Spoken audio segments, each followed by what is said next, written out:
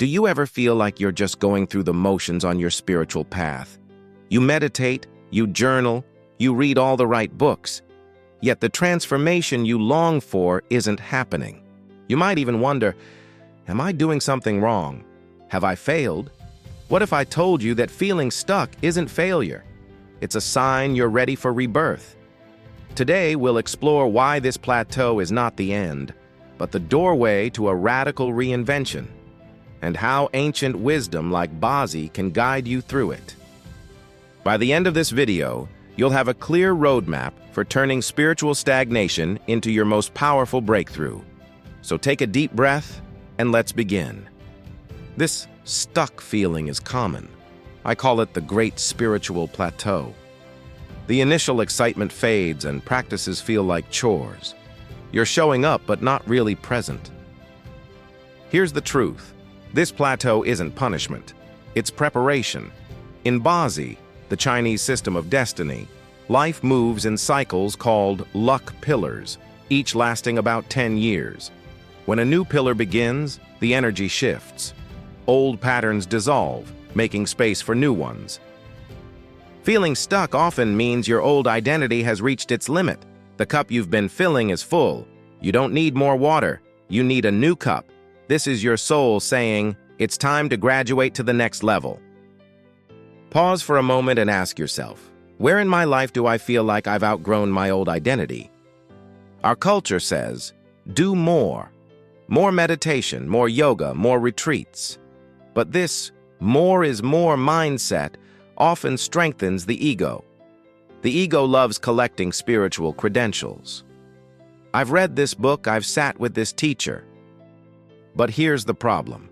You're renovating a house built on a shaky foundation. You can change the paint, but the cracks keep reappearing.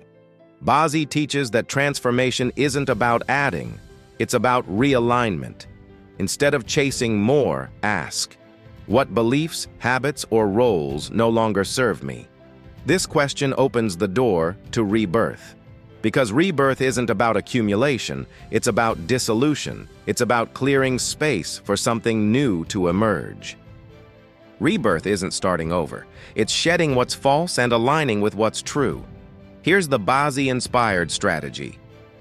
Step 1. Accept endings.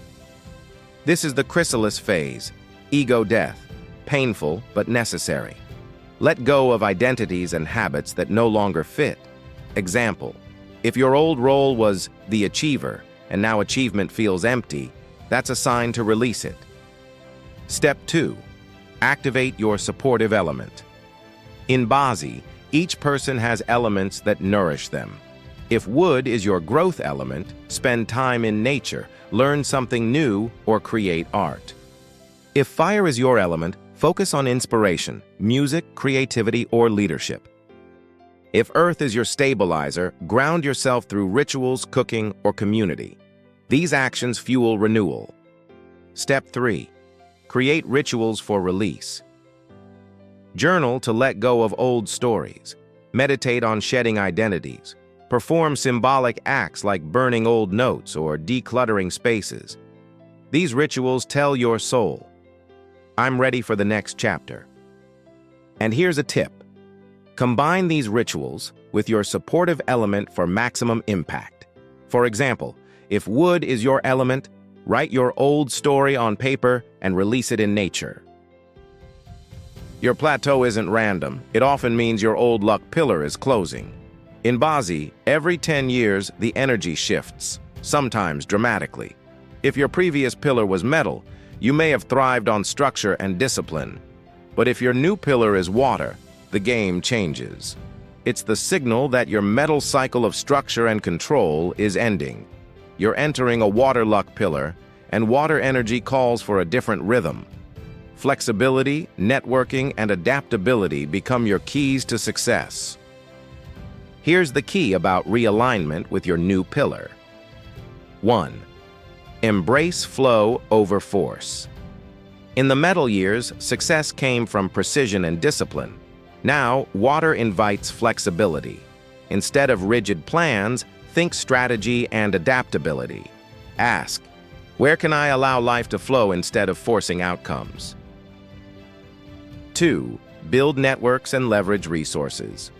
Water thrives on connection. This is the time to collaborate, share ideas, and create alliances. Your wealth and opportunities will come through relationships and strategic positioning, not solo effort. 3. Upgrade your spiritual practice for water. Water is wisdom and depth. Meditate on surrender and trust. Practice visualization, journaling, or gentle movement to cultivate flow. Spend time near water, rivers, lakes, or even using water rituals to harmonize with this energy. When you align with water, rebirth becomes effortless. You stop swimming upstream and start moving with the current. That's when life feels less like resistance and more like rhythm. Think of the caterpillar.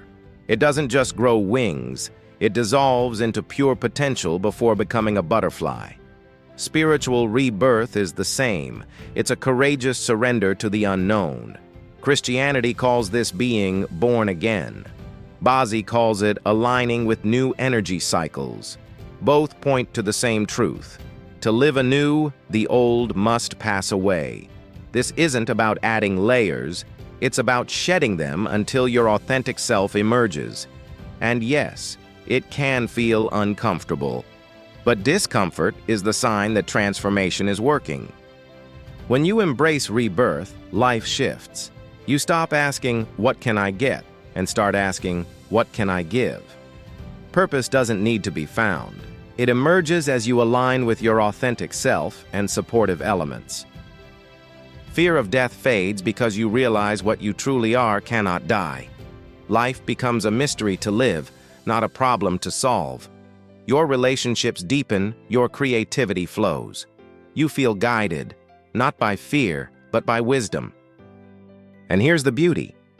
Every time you go through rebirth, you become more of who you were always meant to be. If you're feeling stuck, trust the process. This isn't an end point. It's the doorway to your radical reinvention. The butterfly within you knows how to fly. If this message resonated, subscribe for more spiritual strategies and BaZi insights, and share this with someone who might need a new way to understand their journey.